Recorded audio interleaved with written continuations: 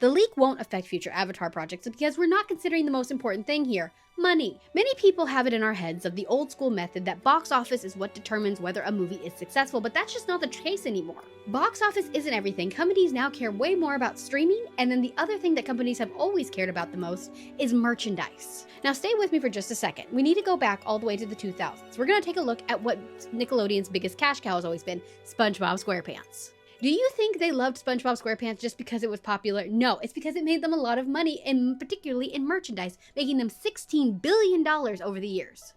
That's not the only franchise throughout history that has made more money in merchandise than it has in actual ad revenue or any other box office revenue. It is a well-known fact that Star Wars, that's made way more money in merchandise than it ever has at the box office.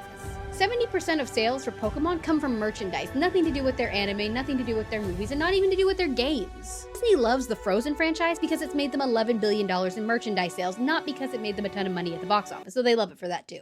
And then we look back at the old days. We see so many shows that have been canceled because they didn't make enough from merchandise. We have Young Justice, we have the original Teen Titans, there's the 2003 Teenage Mutant Ninja Turtles. This list can go on forever. Now, Nickelodeon has never really liked the Avatar franchise because it didn't make them a lot of money in merchandise back in the day, and they even thought about canceling it for that reason. And this goes back because the show is really popular with girls, hence another reason they never wanted to greenlight The Legend of Korra, because they think girls don't buy merchandise, which is just frankly not true. But ignoring that, they thought Avatar: The Last Airbender couldn't make them a lot of money with merchandise, and so they didn't make the merchandise in the first place, and they had really low quality merchandise too. But then in the 2020s, something amazing happened. It went to Netflix, and then two things happened because of that. One, people were now able to watch the entire series all the way through because Nickelodeon always aired it out of order.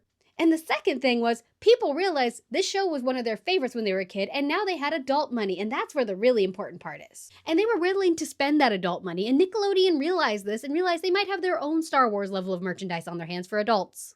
And that's why you all of a sudden saw it everywhere. It became popular again because they made a lot of money. And they sold the rights to Netflix to make that live action series. That's popular, guys. You may not like it, but globally, it's pretty popular, having 21.2 million viewers in the first 4 days. And they're so popular, they gave it a budget of $15 million per episode and are making all of the seasons. They started releasing merchandise everywhere you could find it, and it became big sellers. They made a lot of money. Why do you think they resurrected the Avatar studio and the Avatar brand as a whole? Because of that merchandise. And so when I tell you they're not going to get rid of this cash cow this easily just because of a simple leak, they're not, because they were never banking on box office, and they weren't even really banking on streaming anyway. Because at the end of the day, piracy really doesn't affect the numbers in the way many people think it does, because most people are not watching the leaks. I know that a ton of people are, but not as many as you probably think. We can look at historically Game of Thrones. About a quarter of their viewership came from piracy, and they were okay with that because guess what? Made more money for them in the long run because of merchandise, book sales, other things, and people often eventually subscribe what they want. And recently, Magic the Gathering did a collaboration with Avatar, and it's now the third highest selling of the cards of all time.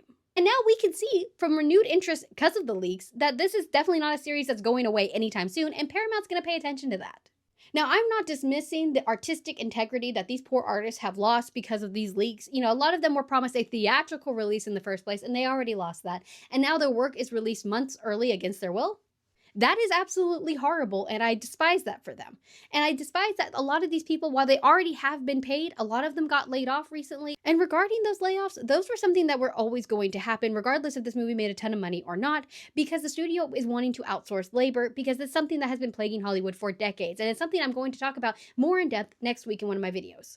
But I'm pretty sure at the end of the day, the studio's not going to care. This isn't going to affect future Avatar projects because we already still have the series that's been greenlit that's going to premiere Paramount Plus exclusive next year. And so at the end of the day, whether or not you watch the leak or not, I'm sure you still are going to support this franchise in a multitude of ways, whether it be going to the box office if they choose to put it in theaters, streaming it legally when it comes out, or buying merchandise. And that's what they really care about in the long run.